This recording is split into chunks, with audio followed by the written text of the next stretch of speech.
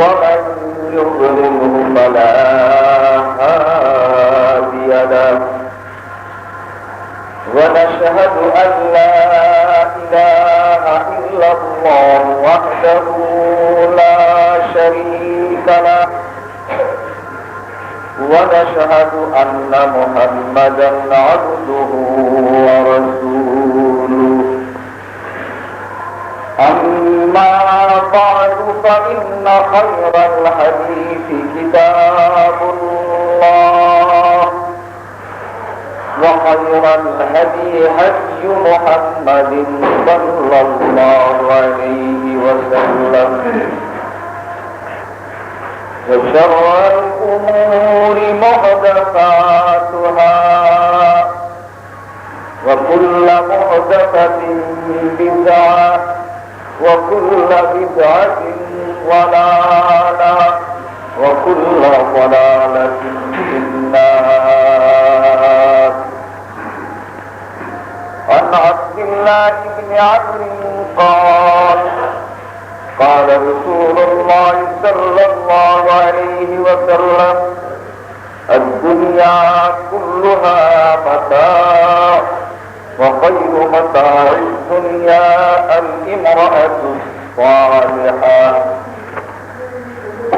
আল্লাহ রাব্বুল আলামিনের লাখ লাখ শুকর আজকাল এই জুমাতে আমরা শরীক হতে পেরেছি। নবী মুহাম্মদুর রাসূলুল্লাহ সাল্লাল্লাহু আলাইহি ওয়াসাল্লামের উপরে লাখো সালাত সালাম, যার পবিত্র পথে আমরা ন্যায় এবং সত্যকে জানতে বুঝতে পেরেছি, অবলম্বন করার তৌফিক পেয়েছি। আজকে দেশে হাইকোর্টের একটি রায় নিয়ে আলেম ওলামা সহ জনসাধারণের মধ্যে একটি চাঞ্চল্যের সৃষ্টি হয়েছে। হাইকোর্টের সেই রায় যথার্থ কি যথার্থ নয়, এ ব্যাপারে আলেম ওলামারাও কথা বলছেন, অন্যান্যরাও এই ব্যাপারে কথা তুলছেন। আমাদেরকেও সেই ব্যাপারে নীরব থাকার কোনো অবকাশ নাই। যেহেতু বিষয়টি একটি শরিয়াত সম্পর্কিত, অতএব শরিয়তের বিষয় কোথাও যদি কেউ উল্টো বলে তাহলে তার প্রতিবাদ করা আমাদের দায়িত্ব। আর কেউ যদি শরিয়ত সম্পর্কে কোনো কথা কোরআন এবং সুন্নাহর পক্ষে বলে তাহলে সেই কথাটিকে সমর্থন করাও আমাদের দায়িত্ব। এই হিসাবে আজকে খুতবা হাইকোর্টের এই রায় প্রসঙ্গে ইনশাআল্লাহ রহমান ভূমিকায় আমি কিছু কথা রাখতে চাই। হযরতে আব্দুল্লাহ ইবনে ওমর রাদিয়াল্লাহু তাআলা হযরত আব্দুল্লাহ ইবনে ওমর রাদিয়াল্লাহু তাআলা আনহুমা বলেন যে রাসূল সাল্লাল্লাহু আলাইহি ওয়াসাল্লাম ইরশাদ করেছেন, আদ-দুনিয়া কুল্লুহা মাতা, হে দুনিয়ার মানুষ, দুনিয়ায় যা সুখ সৃষ্টি করা হয়েছে এই সব কিছুই তোমাদের সুখ ও স্বাচ্ছন্দ্যের জন্য। এই সকলের মধ্যেই তোমাদের জন্য রয়েছে সুখ শান্তি, কিন্তু ওয়াকাইরু মাতা'আদ দুনিয়া, দুনিয়ায় যত কিছুই সুখ ও স্বাচ্ছন্দ্যের এবং শান্তির আছে তার মধ্যে সতী সাধ্বী নারী, সৎ চরিত্রা নারীর চেয়ে আর সুখ ও স্বাচ্ছন্দ্যের কিছু নেই। নারী সে যদি সৎ এবং চরিত্রবতী হয় তাহলে তার কাছে যে সুখ যে শান্তি সেটা পৃথিবীর কোন শান্তির সঙ্গে তুলনা হয় না, তুলনাহীন। এই হাদিসটি মুসলিম শরীফের মিশকাতের ৪র্থ নম্বর খণ্ড, হাদিস নম্বর 2258, মাদ্রাসার পাঠ্য। মৌলানা নূর মোহাম্মদ আজমি সাহেবের তর্জমাও তারও 2258 নম্বর হাদিস। عن عبد الله بن مسعود رضي الله تعالى عنه قال قال رسول الله صلى الله عليه وسلم يا معشر الشباب من استطاع منكم الباءة فليتزوج। হযরত আব্দুল্লাহ ইবনে মাসউদ রাদিয়াল্লাহু তাআলা আনহু বলেন যে রাসূল সাল্লাল্লাহু আলাইহি ওয়াসাল্লাম একদিন যুবকদেরকে ডেকে বললেন, হে যুবকেরা, তোমাদের মধ্যে যাদের বিবাহ করার মতো সামর্থ্য আছে, আর্থিক সম্পদ ও সংগতি আছে, অবশ্যই তোমাদেরকে বিবাহ করতে হবে। এই হাদিসটি মিশকাত ৪র্থ নম্বর খণ্ড 2255 নম্বর হাদিস। عن أبي هريرة قال قال رسول الله صلى الله عليه وسلم إذا خطب إليكم من ترضون دينا وخلقه فزوجوه ألا تفعلوا تكن فتنة في الأرض وفساد عظيم। রাসূল সাল্লাল্লাহু আলাইহি ওয়াসাল্লাম মুরব্বিদেরকে ডেকে বললেন, শোনো, কোন যুবক যদি তোমাদের কাছে কোন বিবাহের প্রস্তাব পাঠায়, সেই যুবকের যদি চরিত্র তোমাদের পছন্দ হয় আর তার দ্বীনদারি যদি তোমাদের পছন্দ হয়, তাহলে এই বিয়ে তোমরা মত দিও, এই বিয়ে তোমরা করাবে। যদি এভাবে তোমরা বিবাহ করাও, তাহলে সমাজে শান্তি এবং শৃঙ্খলা ফিরে আসবে। আর যদি তোমরা এভাবে বিবাহ থেকে মেয়েদের এবং ছেলেদেরকে বিরত রাখো, তখন ফিতনাতুন ফিল আরদ, তাহলে তোমাদের দেশে এক ফিতনা এবং অশান্তির সৃষ্টি হবে, ও ফাসাদুন আযীম, এবং তোমার দেশে এমন বিপর্যয়ের সৃষ্টি হবে যে বিপর্যয় রোধ করার কোনো ক্ষমতা তোমাদের থাকবে না। যেমন যুবকদেরকে যুবতীদেরকে বিয়ে করার কথা বললেন, তেমন করে আল্লাহ রাসূল যারা গার্জিয়ান তাদেরকে বিবাহ দেওয়ার জন্য উদ্বুদ্ধ করলেন। এই হাদিসটি মিশকাত শরীফের ৪র্থ নম্বর খণ্ড 2265।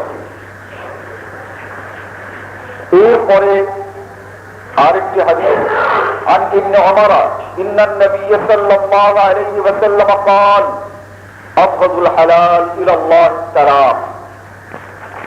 বিবাহে উদ্বুদ্ধ করেছেন। কোরআন মাজিদের মধ্যে আল্লাহ রাব্বুল আলামিন সূরা লোকমানে ইরশাদ করেন, ومن آياته, আল্লাহ রাব্বুল আলামিনের একটি নিদর্শন, লিতাসকুনু ইলাইহা, তোমাদের এই চরম অশান্তি, এই একমাত্র শান্তি তুমি পেতে পারো তোমরা তোমাদের মহিলাদের কাছে। লিতাসকুনু ইলাইহা ওয়া জাআলা বাইনাহু মাওয়াজ্জাতান ওয়া রাহমা, এই মহিলাদের মধ্যে যে প্রেম এবং ভালোবাসা আছে, পৃথিবীর কোন জিনিস, পৃথিবীর আর কেউ তোমাকে সেটা দিতে পারবে না। অতএব এই পুরুষ, তোমার কর্মময় জীবনে তুমি যদি দুঃখ পাও, বেদনা পাও, তাহলে এই মহিলাদের কাছে যাবে। উপরে হাদিস এটাই ছিল, আগের হাদিস।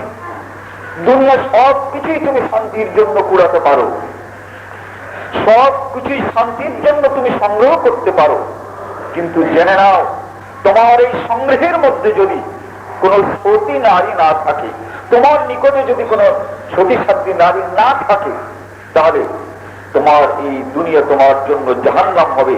আর সেই রকমের কোন মহিলা যদি থাকে, তাহলে দুনিয়ার অন্য সবকিছুই তোমার কাছে সুখের বলে পরিণত হবে। কিন্তু এই স্ত্রী, এটাও অনেক সময় সংসারের জ্বালা এবং যাতনার কারণ হতে পারে। মানুষের জীবনের জন্য মূল্যবান এই দেহের একটি অঙ্গ, মানুষের হাত, মানুষের পা। কিন্তু যদি এই হাতে এবং পায়ে গ্যাংগ্রিন শুরু হয়ে যায়, পতন শুরু হয়, তাহলে মানুষ স্বেচ্ছায় ডাক্তারের কাছে গিয়ে কিন্তু এই হাত পাটাও কেটে ফেলে দেয়। এই রকমের বিপদ কারণ আসুক, কিন্তু দাঁতের যন্ত্রণা অনেকেই আমরা বুঝি এবং ভোগ করি। এই যন্ত্রণা যখন তীব্র থেকে তীব্রতর হয় আর দাঁতটি উপড়ে ফেলে না দিলে এই যন্ত্রণার হাত থেকে আর বাঁচবার কোনো উপায় না থাকে, তখন কিন্তু এই প্রিয় দাঁতকেও আমরা ডাক্তারের কাছে সুপোর্ট করে সেটা ফেলে দিয়ে তারপরে নিশ্চিন্ত হই, শান্তি পাই। চোখ মানুষের একটি অঙ্গ, যদি এই অঙ্গের ভিতরে কোনো অসুবিধার সৃষ্টি হয়, ডাক্তারকে দিয়ে পয়সা দিয়ে কিন্তু এই চোখ উপড়ে ফেলা হয়।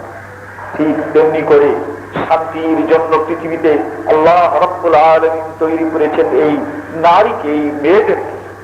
এরাও কিন্তু অনেক সময় যন্ত্রণার কারণ হতে পারে। আবু দাউদ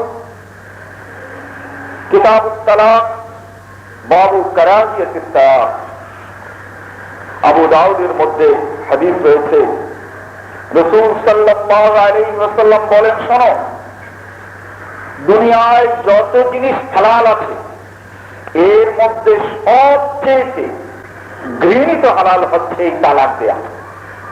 হালাল আছে কিন্তু এটা ঘৃণিত হালাল। এই ঘৃণিত হালালের মধ্যে হচ্ছে তালাক। যদি দেখা যায় শান্তির পরিবর্তে অশান্তি, তখন স্ত্রীকে তালাক দিতে হয়। এই হাদিসটি মিশকাত শরীফ ৪র্থ নম্বর খণ্ড ২৪৪৯ এবং মূল আবু দাউদের তর্জমা ইসলামী ফাউন্ডেশন ৩য় নম্বর খণ্ড পৃষ্ঠা নম্বর ২৪০, হাদিস নম্বর 2174, 2175। আম্বিয়ায়ে কেরাম তাদের আদর্শ। হযরতে নূহ আলাইহিস সালাতু ওয়াস সালামের স্ত্রী ঈমান আনলো না, নূহ আলাইহিস সালাতু ওয়াস সালাম তাকে তালাক দেন না। তাহলে তালাকটা কখন দেওয়া যেতে পারে, বিষয়টা এই নবীদের আদর্শ দিয়ে বুঝলে আমরা বুঝতে পারি যে আল্লাহর নবী তিনি মানুষকে দাওয়াত দিয়ে দেন, মানুষ তার দাওয়াতে মুসলমান হয় আর নিজের ঘরের স্ত্রী মুসলমান হচ্ছে। এর চেয়ে বড় যন্ত্রণা কি থাকতে পারে একটা নবীর জন্য? নবী ইচ্ছা করলে এই স্ত্রীকে তালাক দিতে পারতেন, কিন্তু তালাক দেন নাই। সবাই হযরত নূহ আলাইহিস সালামের নৌকায় উঠে গেল। এই স্ত্রী এতই অবৈধ, সে কিন্তু এই নৌকায় উঠলো না। বলে, তুমি তোমার যাওয়া যাও, জবাব ওই উঁচু পাহাড় আছে, ওখানে গিয়ে আমি থাকবো, ও পর্যন্ত তার পানি পৌঁছাবে না। তবুও এই যাবার সময় হযরত নূহ আলাইহিস সালাম স্ত্রীকে তালাক দেন নাই। হযরত লূত আলাইহিস সালামের স্ত্রী সে ঈমান আনলো না, বরং নবুয়তের শুধু গুরুত্বচারণ নয়, এই রাসূলের হযরত লূত আলাইহিস সালামের সত্যদেরকে তার স্বামী নবীর সংবাদ সরবরাহ করত। এখন তিনি কোথায় আছেন, তখন তিনি কোথায় যাবেন ইত্যাদি সংবাদ সরবরাহ করত, যাতে করে কাফেররা লূত আলাইহিস সালামকে কষ্ট দিতে পারে। তবুও কিন্তু হযরত লূত আলাইহিস সালাম এই স্ত্রীকে তালাক দেন নাই। তাহলে বোঝা যায় স্ত্রীকে তালাক দেওয়া যদি এত সোজাই হতো, তাহলে এই নবীরা কেন তালাক দেন? এজন্যই আল্লাহ রাসূল ইরশাদ করেছেন যে হালাল বটে, কিন্তু এটা হচ্ছে সবচেয়ে ঘৃণিত হালাল। আমি অনেক সময় দৃষ্টান্ত দিই। মনে করুন আপনি বাজার করে আসছেন, আপনার ব্যাগের মধ্যে গোশত রয়েছে, হঠাৎ করে আপনি আচার খেলেন আর দু টুকরো গোশত ড্রেনের ভিতরে পড়ল। এখন ড্রেনের ভিতর থেকে ওই গোশত 2 টুকরা বের করে ভালো করে ধুয়ে খাওয়া কি হারাম নাকি? খাওয়া হারাম। তার তুলবেন, ভালো করে ধোবেন, এরপরে তো খাওয়া যায় হালাল, কিন্তু আপনার বিবেক এবং আপনার ইচ্ছা, আপনার রুচিতে কোনোদিন হবে না যে ড্রেনের ওই গোশত ধুয়ে আপনি আবার খান। তাহলে হালাল ছিল, কিন্তু আপনার রুচিতে বাড়বে। ঠিক এভাবেই আল্লাহ রাসূল বুঝাতে চেয়েছেন যে এই তালাকটা হলো হালাল বটে, তো অত্যন্ত ঘৃণিত হালাল, এটা খুব ভালো হালাল, এটাও আমাদের করতে হবে। কিন্তু মানুষ দুর্বল,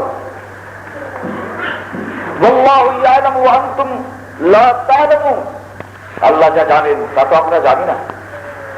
এই ঘৃণিত হালাল এটা অনেকে দিয়ে বসে।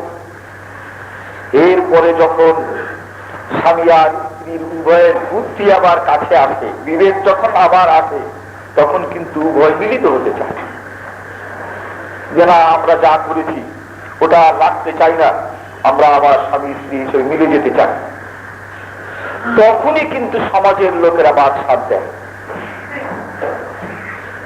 যেহেতু এ সমাজে আল্লাহর দ্বীন হাদিস প্রতিষ্ঠিত না থাকার জন্যই এই বিষয়টা, এই গোলমালটা বাড়ে।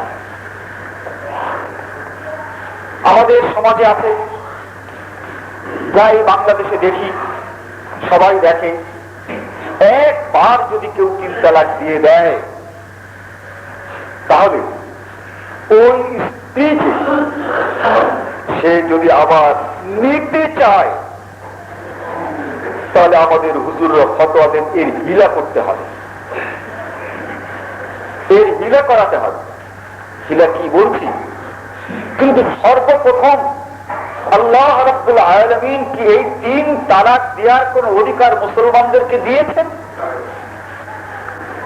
দেননি। এই 3 তালাক দেওয়ার জন্যই কিন্তু গোলমালটা বাঁধে।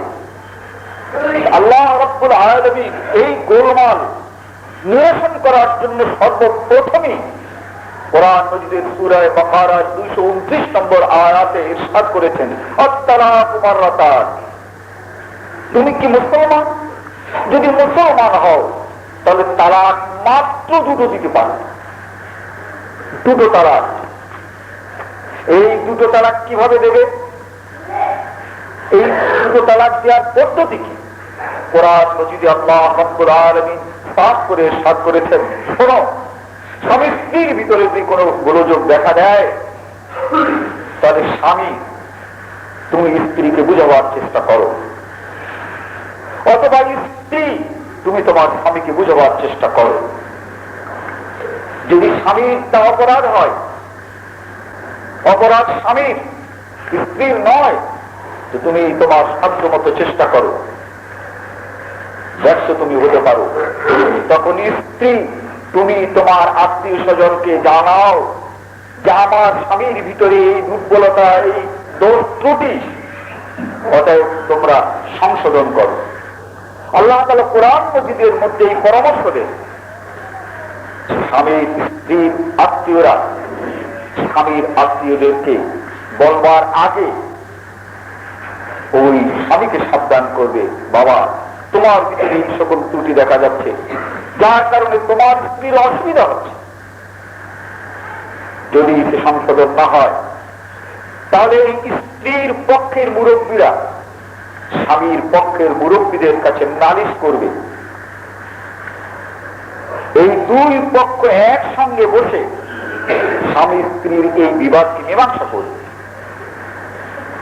যদি এতেও মীমাংসা না হয়, এতেও যদি স্বামী স্ত্রী কেউ পথে না আসে, সুন্দর সুখী জীবনে ফিরে না আসে, তখন স্ত্রীর যদি দোষ হয়, তবে স্বামী কাউকে কিছু না বলে একমাত্র ঘরের ভিতরে কেউ টের পাবে না, আলাদা আলাদা বিছনা করবে, আলাদা আলাদা থাকবে। হয়তো এখানে স্ত্রী স্বামীর কাছে যেতে পারে, ঠিক স্ত্রীও যে তুমি যখন আমার কথাই শুনবে না, আমার ভালো কথাটা তুমি মানবে না, তো তুমি তোমার থাকো, আমি আমার থাকি। এরপর স্বামী তার কাছে যেতে পারে, পরস্পরের সমঝোতা হয়ে যেতে পারে। এরকমের ব্যবস্থার পরেও যদি দেখা যায় যে স্বামীও ঠিক হচ্ছে না, স্ত্রীও ঠিক হচ্ছে না, এরকমের হয়, তাহলে বিচ্ছেদের ব্যবস্থা দুজনার জন্য দুরকম রয়েছে।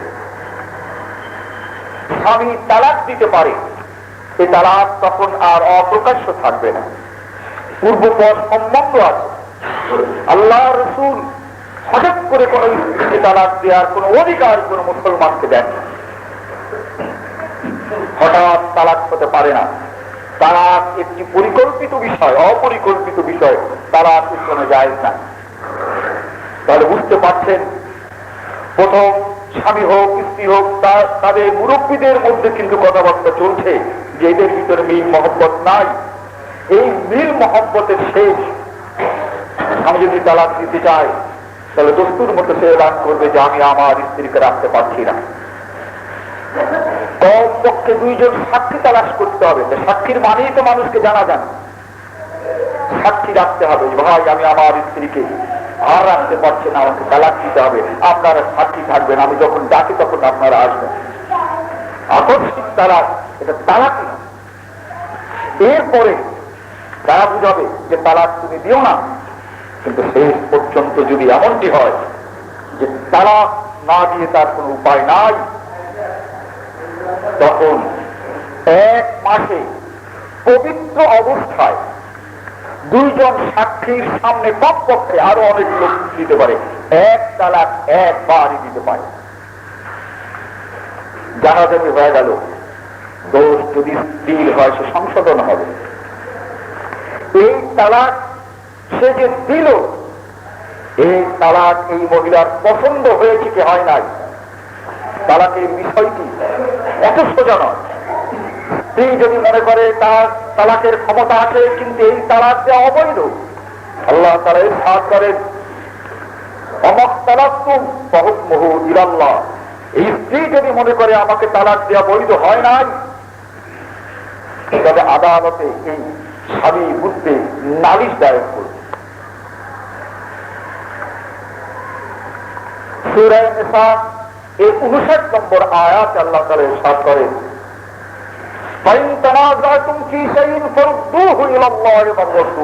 তোমাদের মাঝে যদি কোনো বিরোধ সৃষ্টি হয় আল্লাহ এবং আল্লাহ রাসূলের কাছে যাও, তার মানে আদালতের কাছে যাও। এই স্ত্রী আদালতে কেস দায়ের করতে পারে যে মাননীয় আদালত, আমার স্বামী আমাকে যে কারণে তালাক দিতে চাচ্ছে এই কারণে কোনো মহিলার তালাক হতে পারে না, হতে পারে কি পারে না আমি বিচার চাই। আদালত সেখানে যাওয়ার অধিকার এই মহিলার আছে। কিন্তু মহিলা যদি আদালতে না যায় তাহলে বোঝা গেল যে তালাকে মহিলাও রাজি আছে। বিষয়টি সূক্ষ্মভাবে বুঝতে হবে। তার কারণ তার নালিশের অধিকার ছিল, সে নালিশের অধিকার প্রয়োগ না করলে বোঝা যাবে কেন এক তালাক যেটা দিয়েছে এটা যখন আদালতে যায় নাই তবে এই দেশে রাজি আছে।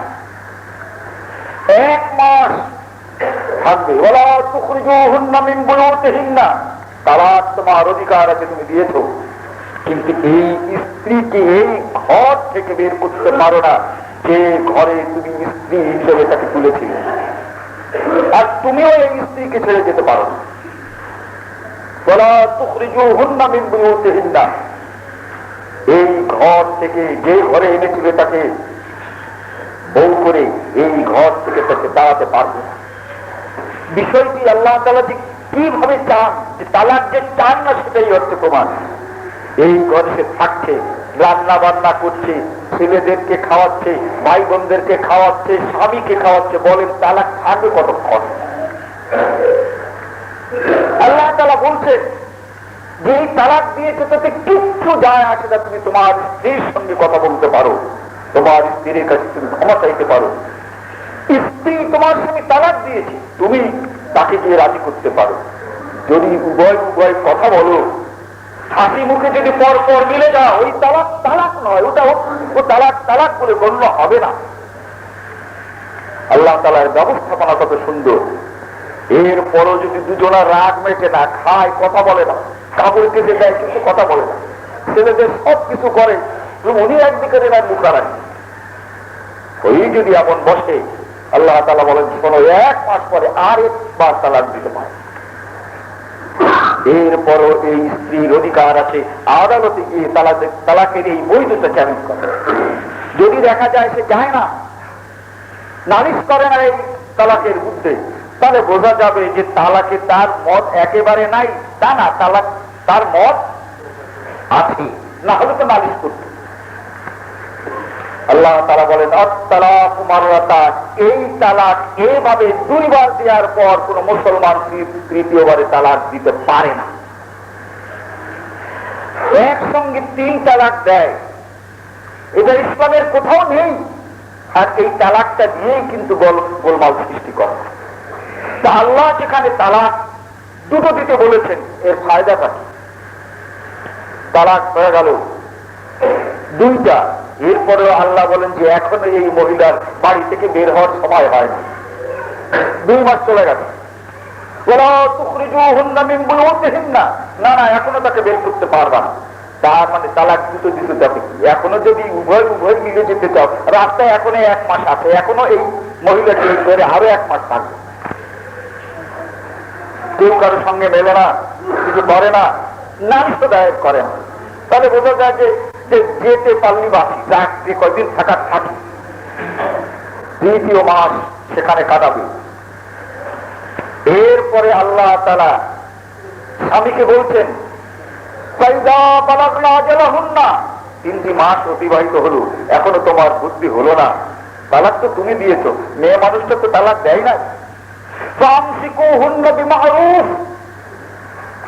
স্ত্রীকে রেখে দাও, কোন আপত্তি নেই আমার, আল্লাহ বল কোন আপত্তি নেই, রেখে দাও, তোমাদের ওই তালাকই না, যাও তোমরা আবার সুখের জীবন করতে শুরু করো।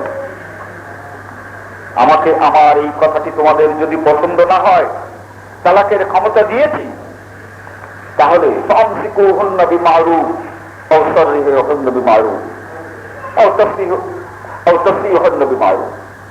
রাখবে না, 2 জনের কারো রাগ পড়ে নাই, তাহলে ঠিক আছে, ওর দেনা পাওনা দিয়ে ওকে বিদায় করে দাও। খবরদার খবরদার, স্ত্রী যা নিতে চায় তার থেকে একটা জিনিস তুমি রাখতে পারবে না, তার কারণ স্ত্রী হিসাবে তুমি এর আগে তাকে দিয়েছ, অতএব ওই সকল জিনিসের মালিক সে, যা নিতে চায় দিতে হবে। চলে গেল, রাগ বাড়ি দিয়ে পড়েছে 3 মাস পর। আল্লাহ তাআলা বলছেন এই 3 মাস হয়ে গেছে, এখন তুমি স্ত্রী, তুমি যাকে খুশি বিয়ে করতে পারো, এখন আর কোন বাধ্যবাধকতা নাই। আমার কথা যখন শুনলেন, আমি বলেছিলাম আমসিকুহুন্না বিমারুফ, ওকে রেখে দাও, যেতে দিও না, আমার সাথে কোনো আপত্তি নাই। আমার কথাটা যখন শুনলেন, ঠিক আছে, আল্লাহ কত সহনশীল।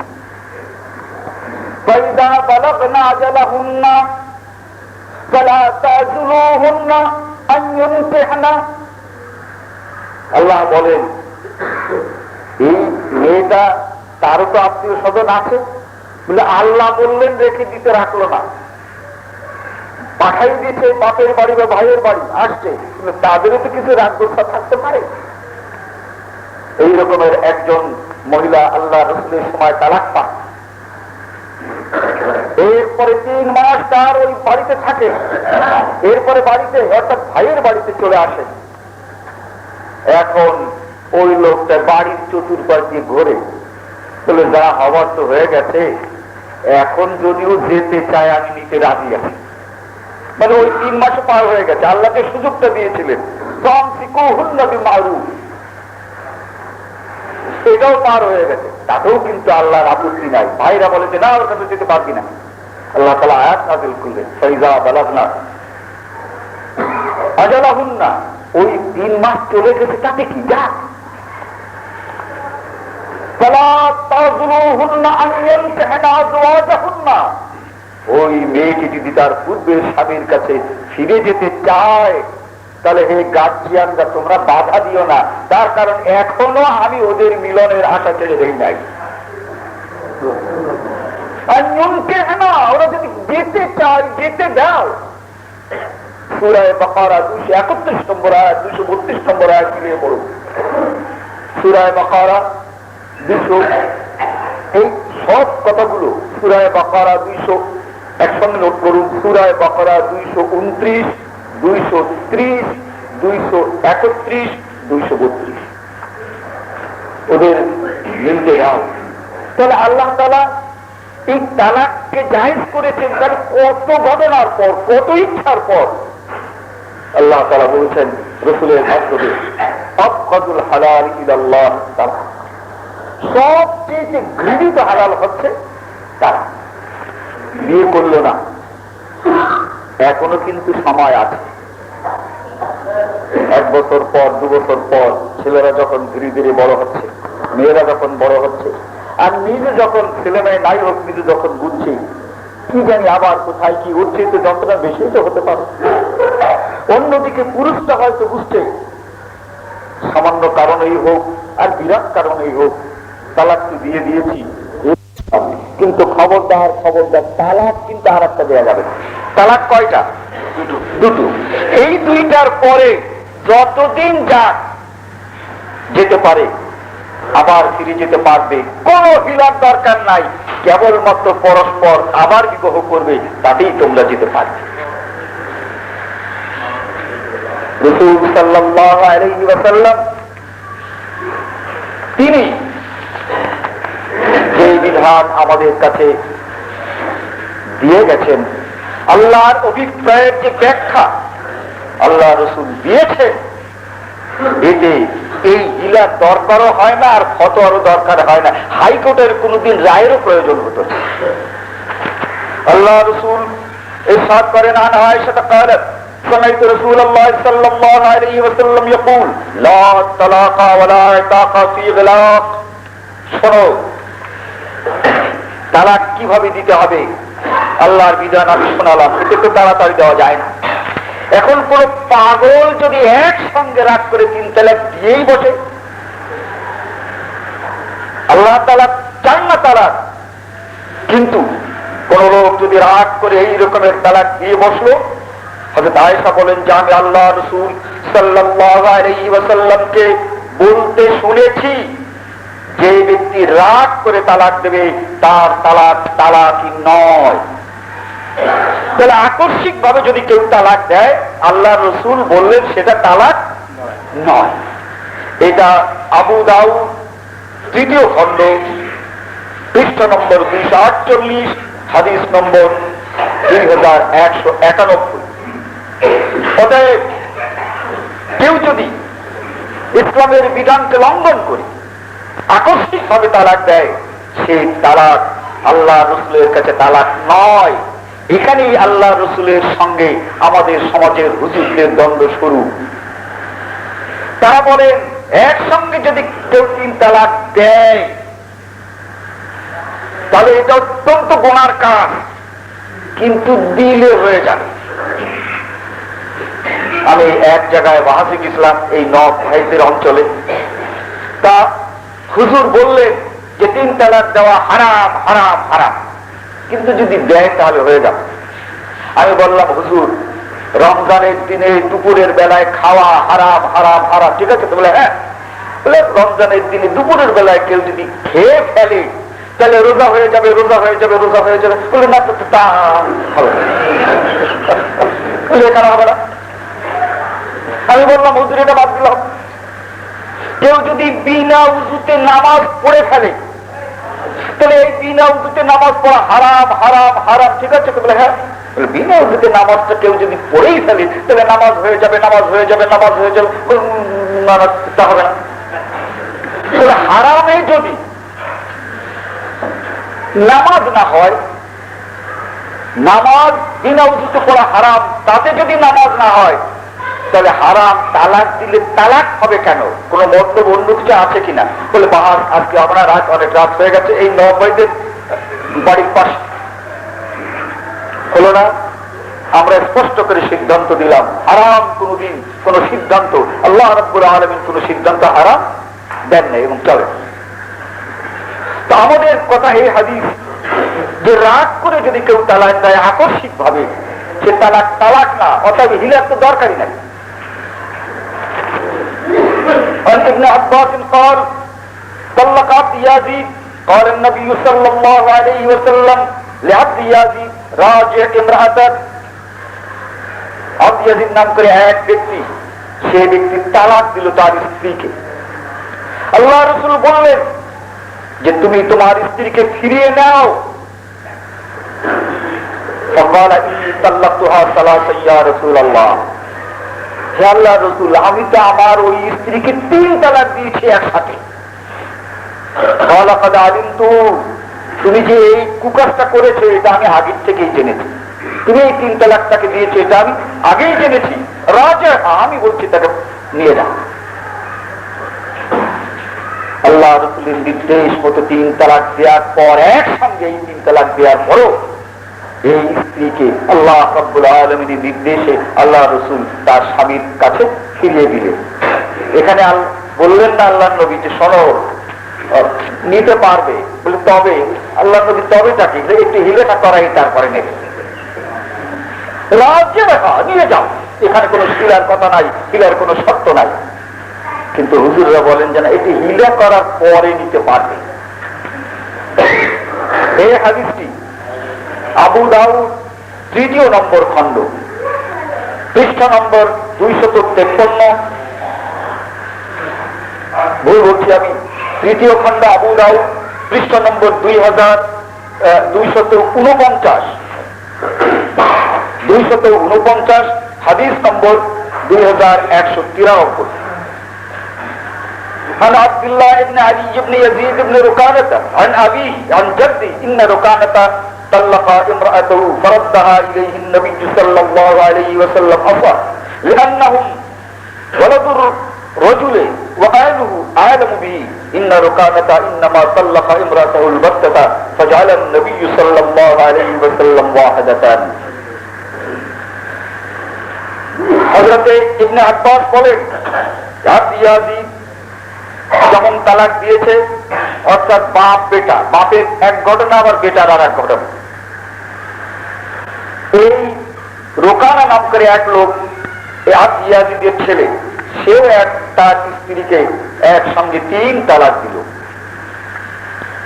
আল্লাহ রসুল মুহাম্মদুর রাসূলুল্লাহ সাল্লাল্লাহু আলাইহি ওয়াসাল্লাম এই ছেলের 3 তালাককেও 1 তালাক গণ্য করে তার স্ত্রী তাকে ফিরিয়ে দেন। আবু দাউদ 3 নম্বর খণ্ড, পৃষ্ঠা নম্বর 250, হাদিস নম্বর 2293, পৃষ্ঠা নম্বর 257, হাদিস নম্বর 2205। عن ابن عمر قال طلق ابن عمر امرأته وهي حائض فذكر عمر للنبي صلى الله عليه وسلم فقال مره فليراجعها قال قلت تغتسل قال ابن عمر حسبت علي بتصديقة. হযরত ইবনে ওমর রাদিয়াল্লাহু তাআলা আনহু তার স্ত্রীকে তালাক দিলেন। হযরত ওমর রাদিয়াল্লাহু তাআলা আনহু রাসূল সাল্লাল্লাহু আলাইহি ওয়াসাল্লামের কাছে নালিশ করলেন। আমি ভূমিকায় বলেছি, ছেলে হোক আর জামাই হোক, কেউ যদি তালাক দেয়, তাহলে এই তালাক দেওয়ার সঙ্গে সঙ্গে যদি তালাকটা বৈধ মনে হয়, আপনার কাছে নীরব থাকতে পারেন গার্জিয়ানরা। কিন্তু তালাক যদি বৈধ না হয়, তালাকের বিরুদ্ধে কোর্টে যাওয়াটা আল্লাহর নবী শিক্ষা দিয়েছে। হযরত ওমর তার ছেলে যখন ইবনে ওমর তালাক দিলেন, আল্লাহ রাসূলের কাছে তিনি গিয়ে নালিশ করলেন তার ছেলের বিরুদ্ধে, যে আল্লাহর নবী আমার ছেলে তালাক দিয়েছে। আল্লাহ রাসূল তাকে বললেন যে এই স্ত্রী তোমাকে ফিরিয়ে নিতে হবে। তিনি তালাক দিয়েছিলেন স্টেশন অবস্থা, ঋতুবতী অবস্থা। আল্লাহ রাসূল বললেন তুমি তোমার স্ত্রীকে ফিরিয়ে নাও। হযরত ওমর রাদিয়াল্লাহু তাআলা আনহুকে তার ছাত্র জিজ্ঞাসা করলেন, হুজুর আপনার এই দেওয়া তালাক কয় তালাক হয়েছিল? মানে আল্লাহর রাসূল তার কাছে যখন নালিশ দায়ের করা হলো, তিনি কি সিদ্ধান্ত দিয়েছেন? বলেন হসিবত আলাইয়া বিতাসদিকাতিন, তালাক আমি যে কয়টা দিয়েছি তার শুনে তোমার কাজ কি? কিন্তু আমার এই তালাকগুলোকে 1 তালাক গণ্য করা হয়েছে। তাহলে রাসূল সাল্লাল্লাহু আলাইহি ওয়াসাল্লাম হযরত ইবনে ওমরের সকল দেয়া তালাককে 1 তালাক গণ্য করেন। বুখারী 5 নম্বর খণ্ড, পৃষ্ঠা নম্বর 108, হাদিস নম্বর 4859। এইভাবে নবী মুহাম্মদুর রাসূলুল্লাহ সাল্লাল্লাহু আলাইহি ওয়াসাল্লাম এই তালাকগুলোকে 1 তালাক করেছেন। عن ابن عباس قال كان الطلاق على عهد رسول الله صلى الله عليه وسلم وابي بكر وسنتين من خلافه عمر بن الخطاب رضي الله تعالى عنه طلاق الثلاث واحده. فلما في عهد عمر تتابع الناس في الطلاق فقال عمر بن الخطاب ان الناس قد استعجلوا في امر كانت لهم فيه انات فلو امضيناه عليهم فامضاه عليهم. رواه মুসলিম। ইবনে আব্বাস বলেন রাসূল সাল্লাল্লাহু আলাইহি ওয়াসাল্লামের সময়, আবু বকরের খেলাফতের সময় এবং হযরত ওমরের খেলাফতের 2 বছর পর্যন্ত 3 তালাককে 1 তালাক গণ্য করা হতো। রাসূলের পুরো সময়টাই 3 তালাককে 1 তালাক গণ্য করা হতো। হযরত আবু বকরের 2 বছর 3 তালাককে 1 তালাক গণ্য করা হতো। হযরত ওমর রাদিয়াল্লাহু তাআলা আনহু খেলাফতের 12 বছরের 2 বছর পর্যন্ত 3 তালাককে 1 তালাক গণ্য করা হয়েছে। এরপরে একদল মানুষ তালাক দিয়ে তাড়াতাড়ি স্ত্রীকে বিদায় করে দিতে চায়, কোন রকমেরই রাখতে চায় না। হযরত ওমর রাদিয়াল্লাহু তাআলা আনহু বললেন, তোমরা যারা রাখতে চাও না, একেবারেই রাখবে না, তাদের জন্য আমরা 3 তালাককে 3 তালাক সাব্যস্ত করলাম। কিন্তু যারা স্ত্রীকে তালাক দেওয়ার পর স্ত্রীকে রাখতে চায় তাদের জন্য এই সিদ্ধান্ত নয়, তারা তার স্ত্রীকে রাখতে পারবে 3 তালাককে 1 তালাক গণ্য করে। মুসলিম 5 নম্বর খণ্ড পৃষ্ঠা নম্বর 219 এবং 220, হাদিস নম্বর 3537, 3538, 3539। এটা স্পষ্ট যে হযরত ওমর রাদিয়াল্লাহু তাআলা আনহু 3 তালাককে 3 তালাক গণ্য করেছেন কেবলমাত্র তাদের জন্য যেখানে কোন রকমই স্বামী স্ত্রীর ভিতরে মিলন সৃষ্টি করা যায় না। আর আমাদের দেশে হচ্ছে এই 3 তালাক দেওয়ার পর স্বামী স্ত্রীকে নিতে চায়, স্ত্রী স্বামীর কাছে যেতে চায়, বলে হযরত ওমর ফতোয়া দিয়েছেন অতএব তোমাদের আর চলবে না। হ্যাঁ, চলতে পারে, হিলে লাগে।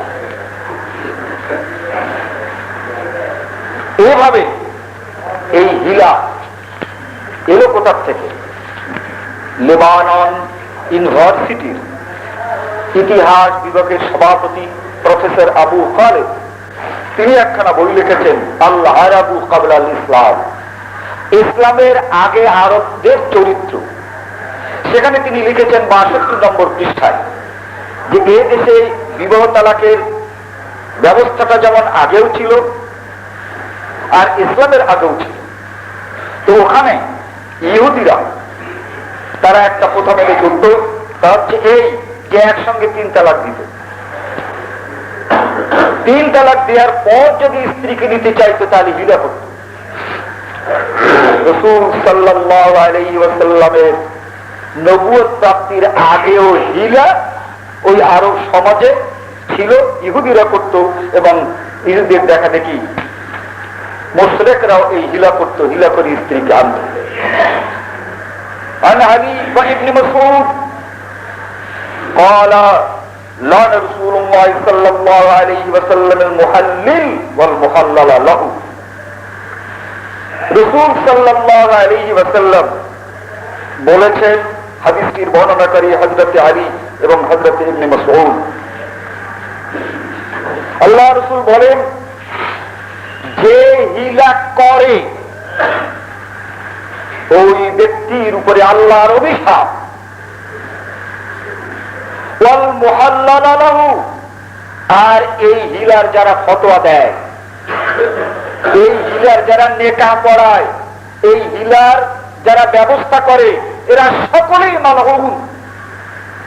লানাল্লাহুল মুহাল্লিল ওয়াল মুহাল্লাল লাহু, যে হিলা করে আর এই হিলার ব্যবস্থা যারা করে, এই হিলার ফতোয়া যারা দেয়, এই হিলার উৎসাহ যারা দেয়, এই হিলার সালিশ যারা করে, মুহাল্লালা, আল্লাহ রাসূল বদদুআ করে গেছেন, হে আল্লাহ তাদের উপরে অভিশাপ বর্ষণ করে।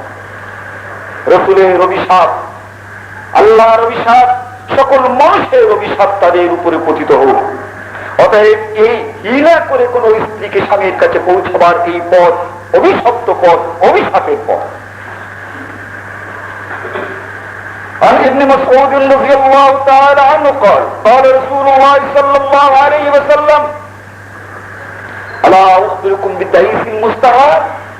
আল্লাহ রাসূল জিজ্ঞেস করলেন একদিন সাহাবাদেরকে তোমরা কি ভাড়ার পাঠা চেনো? আশ্চর্য কথা, আল্লাহ রসুল জিজ্ঞাসা করেছেন ভাড়ার পাঠা চেনো কি? ভাড়ার পাঠা বলবো কি? ভাড়ার পাঠা কাকে বলে? সকলে বললেন বালা ইয়া রাসূলুল্লাহ, দারুণ এক কথা আপনি বলেছেন। আমরা তো ভাড়ার পাঠা যা বুঝি তা বলতে তো লজ্জা পাচ্ছি। পাঠা পাঠির জন্য ভাড়া করি, এখন আল্লাহ রসুল কি সেইটাই মনে করলেন? তা যদি না হয় তা আপনি বলেন ইয়া রাসূলুল্লাহ, লজ্জার কথাটা বলতে চাচ্ছি না। তা আল্লাহ রসুল বলেন শোনো, আল মুহাল্লিল, যে পুরুষটি হিলা করে ওই লোকটাই হচ্ছে ভাড়ার পাঠা। বলুন এর যে এই হিলার প্রতি আল্লাহ এবং আল্লাহ রসুলের ঘৃণার কি দিতে পারে? ভাড়ার পাঠা বললেন, লানতের পথ বললেন। এই হাদিসটি তিরমিজি ইবনে মাজায় রয়েছে। আল্লাহুল মুহাল্লিল ওয়াল মুহাল্লাল লাহু, এই হাদিসটি আবু দাউদের 3 নম্বর খণ্ড ইসলামিক ফাউন্ডেশন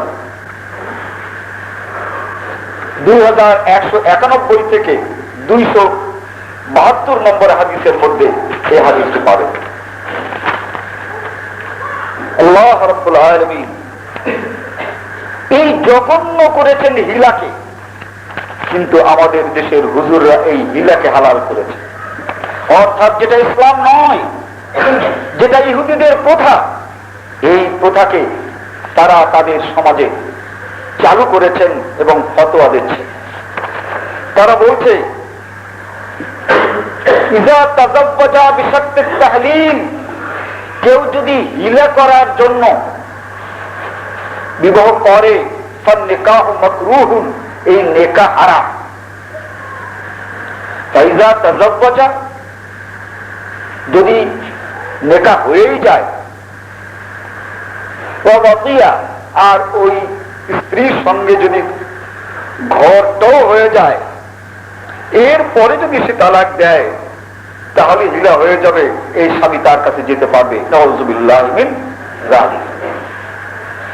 আল মুস্তাদরাক, যেহেতু তর্জমা হয় নাই বলে আমি বরাত আরবিটাই দিচ্ছি।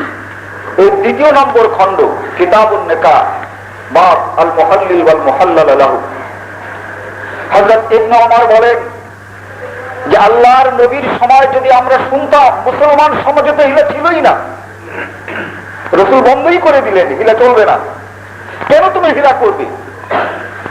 যদি তুমি রাগ করে তালাক দাও তাহলে তোমার সেই 3 তালাক 1 তালাক, হিলার তো প্রশ্ন নেই। যদি তুমি 2 তালাক দিয়ে থাকো, 1 মাস 2 মাস 3 মাস অপেক্ষা করো, স্ত্রীকে নিয়ে নিতে পারবে, কোনো হিলার তো প্রশ্নই ওঠে না। 3 মাস যদি চলে যায় এরপরেও তুমি তোমার স্ত্রীকে নিয়ে নিতে পারবে, হিলার তো কোনো প্রশ্ন ওঠে না। এরপরে তালাক 3টে দিবে না, 2 তালাক দিবে। অতএব যতদিন পর্যন্ত স্বামী স্ত্রী পিতার কাছে থাকলে এরপরে যদি আবার যেতে চাও যেতে পারবে, হিলার প্রশ্ন কোথায়? অতএব হিলার কোনো প্রশ্ন নেই। একসঙ্গে যদি 3 তালাক দেয়, আল্লাহর নবী তো সেটাকে 3 তালাককে 1 তালাক গণ্য করেছেন। অতএব 1 তালাকে বিবাহ বিচ্ছেদ হয় না, অতএব হিলার কোনো প্রশ্নই নাই। কুন্না ফি আহদিন নবী সাল্লাল্লাহু আলাইহি ওয়াসাল্লাম সাফাহা, ইবনে ওমর বলেন ইসলামী সমাজ থেকে হিলা উঠে গেল, কিন্তু আমরা যখন ইহুদিদের মাঝে শুনতাম যে কোথাও কোনো মহিলাকে হিলা করানো হয়েছে, তো সাফাহা আমরা মনে করতাম মহিলাটিকে জবাই করা হয়েছে। সাফাহা অর্থাৎ এই হিলা করাকে ইসলামী সমাজে আমরা ওই মহিলাকে জবাই করা মনে করতাম, ওই মহিলাকে শেষ করে দিল। আর সেটাই মুসলিম সমাজে চালু ছিল। এটাই যখন হাইকোর্ট ঘৃণা ভরে তার বুদ্ধে ফতোয়া না দেওয়ার জন্য রায় দিলেন, তখন দেখা যাচ্ছে এক দল লোক মিথ্যা বলছে। পুরো রায়টা পড়ে দেখুন, কেবলমাত্রই হিলাকেই হারাম করা হয়েছে, অর্থাৎ হিলাকেই অবৈধ ঘোষণা করা হয়েছে। আলেম ওলামাদের সকল ফতোয়া অবৈধ করা হয় নাই। আল্লাহর কোরআন থাকবে, সকল মানুষ কোরআন সমানভাবে জানবে না। অতএব এই কোরআনে আমার সংশ্লিষ্ট বিষয়টি জানার জন্য আলেমদের কাছে যাওয়া চিরন্তন। আলেমদের কাছে যাবে, এই কোরআনে কি আছে সেটা বলবে। সকল মানুষ আল্লাহ রসুলের পদঙ্ক অনুসরণ করতে চায়, আল্লাহর রসুল যেভাবে চলেছেন সেইভাবে চলতে চায়, কিন্তু সকল মানুষ জানে না যে আল্লাহ রসুলের হাদিসে কি আছে। তাই যে সকল আলেম ওলামারা জানেন, তাদের কাছে সাধারণ মানুষ জানবার জন্য যাবে। এই মহিলা একজন জাস্টিস আছেন, তার নেকাহটা যদি পড়িয়ে থাকে তাহলে তার বাপ তো পড়ায়নি, একজন মুফতি সাহেব পড়িয়েছে। তার মায়ের নেকাও যদি পড়িয়ে থাকেন তাও তো একজন মুফতি সাহেব পড়িয়েছে। ওই জজ সাহেবের মায়ের নেকাও তো একজন আলেমই পড়িয়েছেন। অতএব আলেমদের কাছে বৈধ ফতোয়া চাইতে যাবে এবং সেটা চালু থাকবে, এটার উপরে কোন নিষেধাজ্ঞা চালু করা হয় নাই। হিলার ফতোয়া দিতে পারবে না, নেকাহ সম্পর্কে অবৈধ ফতোয়া দিতে পারবে না, এটি সেখানে রায় বলা হয়েছে। অতএব এ রায় আমরা গ্রহণ করেছি। কিন্তু হাইকোর্ট যদি ওই ধরনের রায় দিয়ে থাকে, যদি দিয়ে থাকে, কিন্তু সমস্ত কাগজগুলোকে একসঙ্গে পড়লে পরে 4টা 5টা একসঙ্গে যদি আপনি পড়েন ওই 2 তারিখে, তাহলে যেটা বোঝা যায় সেটা হচ্ছে কেসটা হয়েছে হিলার বিরুদ্ধে আর রায়ও দেওয়া হয়েছে হিলারি বিরুদ্ধে। অতএব সকল ফতোয়ার বিরুদ্ধে নয়। হুজুরদের সমস্ত বিবৃতি পড়লাম, হুজুররা বলে ওই সালিশে যে রায় দেওয়া হয়েছে সেই রায়টা নাকি মূর্খ হুজুররা দিয়েছে। ওই সালিশটা মূর্খ ছিল, ওদের ওই রায় ঠিক হয় নাই, ওদের হিলার ফতোয়া ঠিক হয় না। এটাও কিন্তু মাওলানা আজিজুল হক সাহেব তিনি 3 তারিখে মিরপুরে যে সভা করেছেন, তার যে প্রসিডিংটা আসছে ইনকিলাব এবং সংগ্রামে, তাতে যে ওদের ওই ফতোয়া ঠিক হয় নাই, তার মানে তিনিও বুঝতে চান যে হিলার ফতোয়া দেওয়াটা ঠিক হয় নাই। তিনি বলতে এবং স্পষ্ট করে বলেছেন নওগাঁতে যে রায় হয়েছে সেটা আনস্কিল মুক্তি দিয়ে হয়েছে, অতএব ও ফতোয়া ঠিক না। তো ফতোয়া তো সে হিলার ফতোয়াই ছিল। তাহলে আজিজুল হক সাহেব বলতে চান যে হিলার ফতোয়া ঠিক না, কিন্তু সেই আজিজুল হক সাহেবকে যদি প্রশ্ন করে হুজুর এর আগে বহু হিলার ফতোয়া হয়েছে, আপনি তো কোনো ফতোয়াকে ঠিক নয় বলেন নাই, আজকে যখন হাইকোর্ট তার বুদ্ধে রায় দিল এই ফতোয়া দেওয়া যাবে না, তখন আপনি চেঁচাচ্ছেন, তার মানে আপনি মুখে বলেন ফতোয়া ঠিক নয় আর অন্তরে বলেন যেটা চালু থাক। আর নতুবা আপনাকেও ব্যাখ্যা স্বরূপ বলা উচিত ছিল যে হ্যাঁ হাইকোর্টকে ধন্যবাদ, হিলার বুদ্ধে যদি রায় দেওয়া বা ফতোয়া দেওয়া বন্ধ হয় তাহলে এটা সবচেয়ে সুন্দর একটি কাজ হয়েছে, এই ধন্যবাদটা দিতে পারতেন। আর বলতে পারতেন যে এছাড়া বৈধ ফতোয়া আলেমদের জারি থাকবে, যেমন হযরত আদম আলাইহিস সালামের ফতোয়া জারি ছিল, হযরত নূহ আলাইহিস সালামের ফতোয়া জারি ছিল, হযরত ইউসুফ আলাইহিস সালামের ফতোয়া জারি ছিল, আমাদের নবীর ফতোয়া জারি ছিল। যার এই ফতোয়া চার খলিফা তারা ফতোয়া দিয়েছেন। ফতোয়া কি দিয়েছেন? হিলার নয়, কোরআন এবং হাদিসের ফতোয়া। এই ফতোয়া চালু আছে, থাকবে, তাতে কোনো আপত্তি নাই। কিন্তু এই হিলা করে আজকে নারী সমাজকে শুধু কলুষিত করছে না, বরঞ্চ এখানে গোটা মুসলিম সমাজকে মানুষের সামনে তুলে ধরছে। কেমন যে ইসলামে এমন একটা বিধান আছে যা নাউজুবিল্লাহ নাউজুবিল্লাহ এই নিজের স্ত্রী আর একজনের কাছে দিতে হয়, নাউজুবিল্লাহ। অতএব এই বিষয়টি আমাদের ভালোভাবে বোঝা এবং এই হিলার ফতোয়ার বিপক্ষে যে রায় হয়েছে, অন্তত পক্ষে হাইকোর্টের অন্য রায় আমরা ভিন্ন মত পোষণ করতে পারি, কিন্তু ইসলামের পক্ষে যে রায়টা হয়েছে সেই রায়টাকে আমরা মেনে নিতে পারি এবং তার জন্য সকলকে উদ্বুদ্ধ করতে পারি। কিন্তু কোরআন এবং হাদিসের বিপক্ষে যদি হাইকোর্ট কোনো রায় দিত তাহলে নিশ্চয়ই সে রায় আমাদের মানা সম্ভব হতো না। এই জন্যে যে আমরা হাইকোর্টের চেয়ে আর একটা সুপ্রিম কোর্ট আছে, সেটা হচ্ছে আল্লাহর দরবার। এই সকল কোর্টের বড় কোর্ট কোনটা? আলাইহিসসাল্লাহু বিআহকামিল হাকিমিন, আল্লাহ তাআলা সবচাইতে বড় হাকিম। সেই আল্লাহর কোর্টে যে কেস টিকাতে পারবো না, সেই কেস আমরা দুনিয়ায় মেনে নেব না।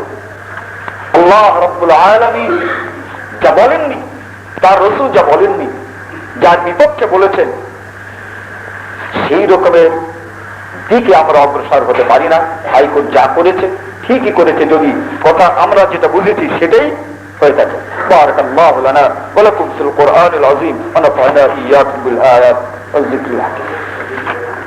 ওয়া হুয়া রাব্বুনা ওয়া তাওয়াক্কালু আলাইহি ونعوذ بالله من شرور أنفسنا ومن سيئات أعمالنا من يهده الله فلا مضل له ومن يضلل فلا هادي له ونشهد أن لا إله إلا الله وحده لا شريك له ونشهد أن محمدا عبده ورسوله أما بعد أعوذ بالله من الشيطان الرجيم بسم الله الرحمن الرحيم إن الله وملائكته يصلون على النبي يا أيها الذين آمنوا صلوا عليه وسلموا تسليما اللهم صل على محمد وعلى آل محمد كما صليت على إبراهيم وعلى آل إبراهيم إنك حميد مجيد اللهم بارك على محمد وعلى آل محمد كما باركت على إبراهيم وعلى آل إبراهيم إنك حميد مجيد প্রশ্ন করা হয়েছে মুফতি আমিনী কোর্টের দুই বিচারককে মুরতাদ ঘোষণা করেছেন কার কতটুকু ধর্মীয় ভাবে আইন সম্মত বা আইন ছিল।